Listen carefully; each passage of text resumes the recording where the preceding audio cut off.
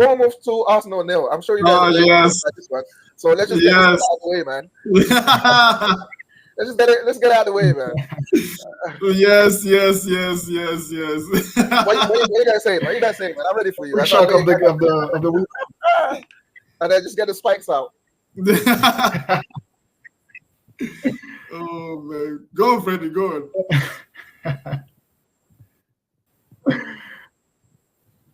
Yeah. I mean, what is there to say? That was a big shock, man. That was a shocking result. Just seeing the scoreline itself is crazy, and just the way the game went. I felt Arsenal was very lethargic today, and you can see that. Obviously, the main guys, pretty much the two main guys weren't there, Saka and Odegaard. Man, I have to say Sterling is this guy.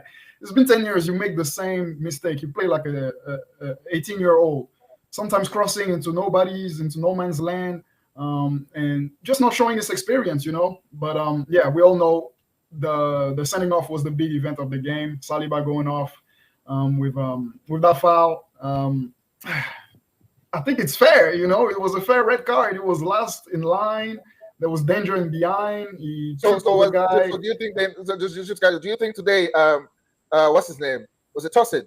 Tosin should have been sent off as well. Yes or no? Well, the argument they had about Tosin today was that the ball sent off was a little bit to the side. It wasn't straight on goal, and it wasn't like technically last defender. Yes, it was pretty much the last one, but there was others around. With Saliba, it was really just left alone. So that was straight danger afterwards. And I can understand that argument. I wouldn't have been surprised if he got a red. Tosin, I'm talking about. But for Saliba, it was a little bit too obvious. You know, it was a little bit too obvious, and yeah, he just had to go. So from there on, the game was Arsenal still had a few chances. Martinelli specifically with that through on goal, 1-on-1. Is it a good save? Is it a bad shot? It's still debatable. But that didn't go in. That didn't go in. You know, whether it's a bad shot or a good save. And yeah, Bournemouth came back. They were like, okay, we have a chance here. Let's go for it. You know, score the 2 goals and they killed the game. They killed the game with that penalty. Yeah, man. I mean, I was surprised. Obviously, I didn't watch the game. I had to go back and watch it. But yeah, I was surprised when I looked at it because you see Arsenal Bournemouth, you expect Arsenal to win. So yeah, I was very surprised. Yeah, I thought the red was a red because just the difference I would say between the two incidents, obviously the Tosin incident today, is that yeah, Colwill was like right next to Tosin in this. Yes, Tosin was the furthest back, but Colwill was probably about 5 yards next to him. So I think there was more of an argument that you can say Colwill could have got there on the cover or at least made a play towards the attacker. I don't know who he was. I was running through. But yeah, this one, yeah, Saliba was the last man. Ben White was all the way down there. I don't know who Calafiori wasn't even in the picture. Like it was just too obvious that he's the last man. And yeah, you take the red card but even before the red card, like Arsenal wasn't doing anything. I think you have to question Arteta with the team selection, having 3 really. I mean, what's his name? Forgot his name now. He's Merino. He's not a defensive mid per se, but he's not really an attacking mid. He's more of a box to box. And you have Rice that can do the box to box, but is that his strength? I don't know. Partey is definitely a defensive mid. So you're kind of starting with 3. It felt very negative in terms of the midfield. Like you could put Trossard there. I don't know. You could put Harvest there and start with Jesus up top. It felt very negative, and it may be a theme a bit this season with Arteta going a bit more negative, trying to close that win. Playing safe. He's playing more safe. Will that work in the long run? We'll see. But it didn't work today. Yesterday. And yeah, Bournemouth get a deserved win. I mean, after the red card, they were the better team. Arsenal did get some chances. Martinelli should have scored. Merino had a good chance to score. But yeah, I think the question would be here is the depth. Like, was enough done to address the lack of depth in the team? We were talking about it in the summer. That's right. Need a striker. They were saying they don't need a striker, but could have used a striker probably today, maybe to move Havertz somewhere else, or at least an attacking player of some sort. other than Sterling. Yeah, but the fact we never said that we didn't need a striker. We said the striker wasn't a priority, so that's one thing. And secondly, about the game, I'll have to agree with you guys today because even from the beginning of the game, passes going astray, nothing was clicking, and we couldn't string two passes together, even 11v11. Like from the beginning, I just had a bad feeling about that game. It's just there's a thing about this Bournemouth field. I don't know. Every time I go there, I'm just uncomfortable. Like, I know we won there as well, but like, remember that was one of the games where we needed a last minute screamer from Nelson. What's his name? Reece Nelson, to win that game 3-2. I think it was. So yeah, we usually have a tough game over there, and I agree with you. Just the guys just never showed up. I agree with you, Thierry, that the midfield was more of a workman-like midfield instead of getting someone there that will actually create something. You have two of your main creators that are not playing. You have to find somebody else that will create. I mean, Rice, he'll run around. Merino, that was his first full start, so we can't really expect anything from him. And that wasn't his position. I feel like he was getting a bit lost in that midfield. So for me, he was playing kind of that 10 role, but it's not a 10. You can clearly see it's not a 10. Mm-hmm. And so it's just like three guys really that pretty much do kind of the same thing really in the midfield. I thought you called it right. I thought somebody like Trossard playing at that 10 role, for example, would have changed anything. Although Trossard had one of his worst games ever. Yeah, he wasn't good. He was poor. He was disgusting that game. That was one of his worst games. But yeah, and then Sterling, I'm not gonna go too hard on Sterling. He got hooked after however long, what was it, 15-20 minutes when the guy got red. So I mean, sometimes you need some time to get into the game. Sterling would be like that in games, and then you'll see him pop up at some point and cut in and score. So that's just how it is. He was looking kind of dangerous. He's one of the other guys. If Martinelli is not on the field, one of the other guys will run at people. So, but I thought this has to go on Arteta as well today because. I thought Martinelli should have started. I thought, like Trossard should have been in the middle, and that's how we would have exploited, the lack of creativity that we have in the team because it was abundant. It was abundant. Just there was nothing that we could do. At some point, we're just trying to lob the ball at Havertz, who was all alone out there, and nothing was sticking up there for him for once. So yeah, just a bad day at the office all around for Arsenal. But credit to Bournemouth. They came. They played the game, and the gaps. They were able to exploit the gaps that showed up in the end, and then good win for them. We only have ourselves to blame, I think. So that's just what I can say about that. Yeah. I mean, where does that leave you though? Because now you are 3 points off the top, and big game next week. Big game next week with players missing, Saliba missing, for sure. Odegaard as well. Saka may be back. So what's your feeling on that? Yeah, definitely a big game next week. Definitely a big game against Liverpool. The advantages we're playing at home, so we do. But I mean, we did have a fantastic record away from home as well. I mean, this is our first loss in 21 games, if you include last year. So I mean, we were on a good run. Every good run ends. But now, especially with the injuries, we're gonna go out there and we're gonna need to find a formula to go and get a win. Because if Liverpool, I think there's 4 points right now. If Liverpool wins, that'll be 7 points, and the gap increases against Liverpool. So where does that leave us? I think the season is too early. It's still early right now, and but we really need our main guys to come back. Because we can clearly see that against some team you'll kind of work, but in the long run we're definitely going to need the Sakas and the other guy back. But where does that leave us? It leaves us exactly where we were last week. It's just that workman performances right now. To me, it will get better, especially when all our players are back and we get our ideal midfield, which I think what Arteta wants to do is have Rice in the 6, Merino and Odegaard. We haven't had that yet, and it's going to take some time. But I think, it's going to be a big game next week. What we need to do is not lose that game. That's for sure.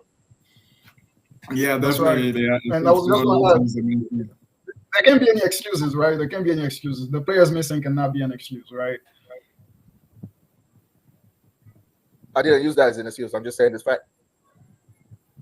No, I didn't say you did. I'm just saying it cannot be used as an excuse because yes, you guys have the chance to get the players, and on top of it, you missing them. You should have had the replacement, and I think I should find the formula. Exactly. Okay, so tell me if Haaland gets injured, who replaces him? I mean, these are the two best players. There's no replacement. You have is gonna find a way. I mean, you have a squad. Man City have not been playing with two of their best players for most of the season. Well, not most of the season, but for the last season. Struggling. City has been struggling as well. I mean, they've been winning. You can say they've been winning the game, but they've been struggling. I mean, they struggled against us. They struggled today. They struggled against Newcastle. And but I mean, as long as they keep getting those last minute things, then kudos to them, right? They get the results. You can say that. But like you can see that City without the two best players, they're not the City that they were last year. So that's always going to hurt anybody, right? If you're missing your best two players, it's always going to hurt you.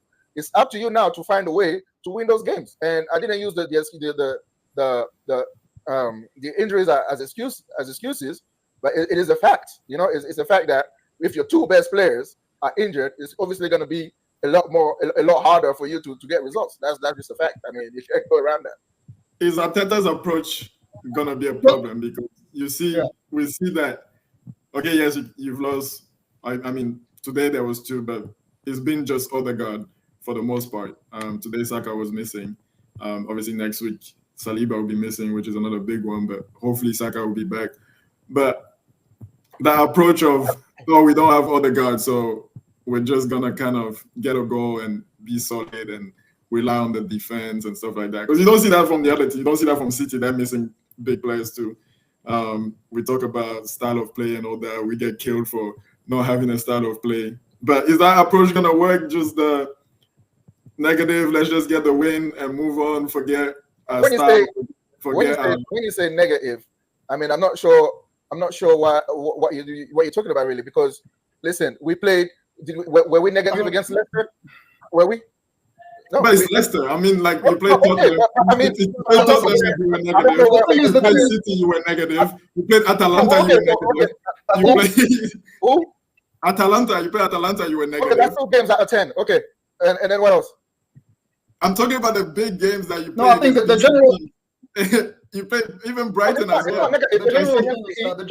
Against City, how can you talk about being negative against City when we're protecting the 2-1 lead and we are 10 men at the Etihad? So that one I don't count. Yes, I mean Atalanta, it was an away performance. It was a negative performance. I can say that. But for you to actually attribute that, those performances to Arsenal and be like, oh, Arsenal is being negative now, I don't think it's the case. We played 10 games against Villa. Were we negative? No, we weren't. So do you think the kind of play? I mean, come on. Yes, we're talking about since other guys been injured. Like you guys have not been trying to play the same way, and the excuse has been you cannot play the same way. Yeah, it's changed. You cannot say he has not. I didn't say he has not, but you say he's negative. It's been more negative. Yes, it's been more about the defense. You're attributing the negative title to Arsenal right now, which I don't think we have been paying. We've not been paying negative. We've not been paying as offensive as when Odegaard is there. But obviously, if Odegaard is there, it's going to be different. If Bruno is not playing with you guys, you're going to play different because he's your chief creator, for example. I'm just giving an example. You're comparing yourself to the Cities and the Liverpools, right? I'm sorry? You're comparing yourself to the Cities and the Liverpools, right? That's they don't change their style. If Mo Salah is missing, they're playing the same. If De Bruyne is missing, City's playing the same. Is it a criticism now to change your style according to the team that you have? It's been a criticism for us for a long time. That's the thing, the double standard. It's been a criticism for us for a long time. That's exactly why I said no. There's no double standard between you and us because what we're saying, you always. You see the thing, you always, because you're so hurt, that's the problem with you guys. You're always going to bring it back to you guys. That's the perspective. That's the perspective we have. We're not talking about you guys right now. We're talking about us right now, yeah? We're talking about... That's a perspective. But because you have a chip on your shoulder, that's why you always got to bring it back to you guys. But we'll get to you guys in a second. The thing about... Bring it to Chelsea as well. I'm sorry? I said we bring it to Chelsea as well. Last season, they lost a lot of players, but they weren't judged based on that. They were judged on style of play. They had a lot of players missing. I don't know where you guys get your news from. You see with Lavia. No, I don't know where you guys get your news from, right? if United is playing bad, we're gonna say you're playing bad. It's not about the style of play per se. I don't know where you guys get your views from. I was talking about Chelsea right now. Talking about style of play. Yes, we're saying that a good coach has to have a style of play. Yes, that's so because Ten Hag doesn't have a style of play, so that's why we're putting him in the bracket as he's not a good coach. I was talking about Chelsea. I think that's just how it is. I was talking about Chelsea. Let's get back to the main issue right now. Arteta is using the players that he has right now at his disposition to find wins. So you cannot ask, another player that's going to play the same way as Odegaard, for example. If you don't have Odegaard, you have to find a different way to play. You have to have a different way to win. I mean, this narrative that we're playing negative right now, I mean, I saw one of my friends was showing, well, he was not a friend, a guy that I know was trying to make fun of his Arsenal friends. And I think he put I think it was the last 7 or 8 games, you guys have been outpossessed and outshot in 4 of them. So, that's what I'm saying. Does this happen with City when they're missing players? Does this happen with Liverpool when they're missing players? So the whole thing that exactly. I'm just saying when other teams change their style to get results, you guys are saying, "Oh, where's the style of play?" Who's you guys? I mean, I don't know what you get from. Who is you guys? There's not this. Who is you guys? This. You just said you guys are saying a good manager who should have a style of play. Ten Hag doesn't have one. So yeah, that's the norm. So you just said that you've been saying that. Totally different conversations right now. We're talking about. You just said you've been saying that. What do you mean I've been saying it? It's the same conversation. You just said that. It's the same conversation. You just said that was the criticism. I don't even know what you guys are talking about right now because what I'm saying is, right, this is a sample size for Ten Hag. He's at what? Is in his third year? Third year, right? Yeah. No, we're not talking about Ten Hag though. Yeah, we're talking about us now. I don't even know. No, you mentioned Ten Hag. You said we're not talking about Ten Hag. It's an example of the criticism you're saying it's a double standard because when we do it, so you were talking about Ten Hag. You were talking about your team, right? So you mentioned no, it's an example. I gave Chelsea as an example. I gave Chelsea as an example as well. Yeah. And that was the same thing that was said about Chelsea. No. This is why you started. No style of play. You started with victimizing yourself, saying that when it's nobody victimized. It's an example. Did you do that or not? From that. Anyway, did you do that? Did you do that or not? Let's talk about it. Did you do that or not? You're trying to deflect from that. You're trying to deflect from the argument about us. I'm saying exactly what we're talking about, but you're the guys that just. You're just victimizing yourself because when it's off, I use Manu. You said I victimized, and I use Chelsea, and then I'm still victimizing. I don't know. I didn't get to Chelsea yet. I didn't get to Chelsea yet. I don't know why you giving me those examples. I'm just saying because we're talking about Arsenal, right? And you're trying to compare the fact that this guy when they have this player missing, they don't change the style. But I remember when City didn't have a striker, they were playing different. They were playing with false 9. But I mean, the City, they're probably one of the only teams. They're probably one of the only teams that will probably keep their own style, right? Because they're always going to dominate the ball. Liverpool does it all the time. Tottenham does it all the time. When's the last time Liverpool missed Salah and another big and two big players from their team? When is the last time? No. I don't know. Maybe Liverpool, they haven't done it. But when did they finish? When did they finish? They finished below us for the last couple of years. So yeah, I mean, that's fine. That's fine. So let's get back to what we're talking about. That's not the argument. You're trying to compare apples and pears, and I'm just trying to tell you. That's not the argument. Why is that a criticism today, bro? Why is that a criticism today? It's a criticism. Let me make the point then. Because you criticize other teams for it. He's missing his 2 best players, so he's changed his style. Let me tell you why it's a criticism. It's a criticism because you guys criticize other teams for it. So that's why we're coming to criticize you to say why you guys changing your style of play. You're missing one player. You're missing one. You were missing one player. Okay, today you can say we're missing Saka, but the last few games it's just been Odegaard. We saw 2 years ago when you missed Saliba, was it and Partey, and then your season crumbled, and then we were missing Saliba, we were missing Partey. Now again, you're missing one guy, and then all of a sudden you cannot play this style anymore. No. Because you see what you're being disingenuous right now. You're being disingenuous because I asked you in what games were we negative. What game were we negative? Out of 10 games that we played this season, Brighton, we were negative. Okay, 10 men. Okay, 10 men. Okay, 10 men. Yeah. 10 men. Okay. Okay, 10 men. Let's open up like Spurs. You were negative. Let's open up like Spurs against. You see, it's Brighton. Yesterday you were negative. Bournemouth. Yeah, it is about you. That's it. You're about you. Man City, you were negative. You can say, 10 men. Okay, 10 men. 10 men. Okay. You see what you're talking about? You see that you don't have a point.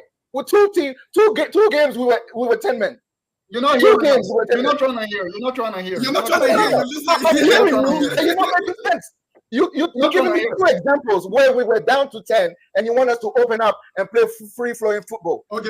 You're disingenuous. You're not serious, man. Okay, you're not serious. We can show you many examples of what? Man City going to 10 men, Liverpool going to 10 men, and they still attack. Man U went to 10 men against Tottenham. Nobody talked about that. We still attack. We went to 10 men against Brighton. You're going to tell me that's an excuse to start defending for the rest of the game? What do you mean? Start defending for the rest of the... Okay, so we go to 10 men with a lead. This is what you don't understand about football. You don't understand that about football, mate. This is what you don't understand, and you need to understand it. Let me explain that to you. You go down to 10 men with a lead. So you have a lead to protect, and you are down to 10. Obviously, you're going to try to protect that lead when you're with 10 men. Obviously, today we did not do that. Guess what? Guess why? Because we didn't have a lead to protect. You see, stop being disingenuous and just look at the game. Just be objective, man. Because you're being subjective, and you're just showing yourself, man. So honestly, you're just being shameful. That's shameful. What you're doing. It's shameful. It's shameful. Let's move on because I don't buy it. I don't buy it at all. You're feeling victimized because when it's us, it's like this, it's like that. This is your narrative, and I don't get it. But when you want to look at the facts are facts. You talked about Saliba like 2 years ago. What was the drop off from Saliba? Because this is why the reason why Saliba is not playing this season. It's not going to be an excuse for me because we have decent replacement for Saliba. What was the drop off from Saliba? 2 years ago. What was the drop off from Saliba to the next guy? It was from Saliba to Rob Holding because Tomiyasu was injured. That gap is immense. Right now, if Saliba is off and if, for example, Timber comes back, it's better. Maybe the gap is not that good. So there's no excuse there. If you can put Calafiori back inside, there's no excuse there. Look at the gap when Saliba came off and we put Kivior, who is like Rob Holding. But it's not fourth choice. Arteta signed him. I mean, who's your fourth choice? Everybody got fourth choice. We play Maguire and Evans. We have Maguire, we have Evans. The point is, if you calm down, you guys laugh about. But the point. This is the point. The point is, right? The point is, it was an excuse back then. It was an excuse back then because we had to play Rob Holding. It was an excuse back then. That's what I'm saying. Like, I don't have any excuse. I didn't use injuries as an excuse when I was talking. There's no excuse right now because we have decent replacement for Saliba right now, and that's the difference. So for you to victimize yourself, we'll find out against Liverpool. But I mean, we will. We'll find out against Liverpool. You just said that you put Kivior on, and Kivior is not that great. That's pretty much what you just said. I'm saying the gap between Kivior and Saliba is that much. But then, I mean, Arteta signed him. So that is the point. I didn't use that as an excuse that we lost. I'm just saying we saw that the gap is that much because when Kivior came, he was stressing the whole game. He was stressing, made a lot of mistakes, and he was up for that second goal. So I'm just saying that's it. So I don't know if you understand what I'm saying or not. But you just because what you're trying to do is just trying to look for something to talk about, but because you can't find it, then you're just trying to say things that are. There's a lot to talk about. A lot of people are talking about it and saying the same thing. You're talking about so many things that your own fans are saying the same thing. But you're dismissing us, so we gotta move on. I'm not dismissing you. I've responded to nothing is valid. Nothing makes any sense. Nothing is making sense. We're just crazy. So let's move on. I've responded to your points. Your fans are saying those same things that we're saying. People are saying those things. Saying what? The negativity. I've said exactly the same thing as well. I said this is what I've said, and this is what you don't want to hear. You are trying to put the etiquette of Arsenal being negative, a negative team.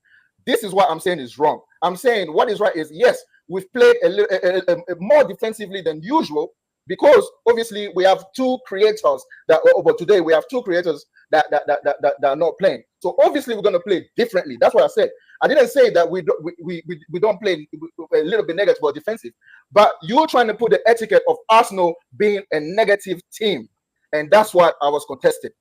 We're not saying you're a negative team. We're saying you've been playing negatively. We say you've been playing negatively lately, and that you criticize other teams that do the same.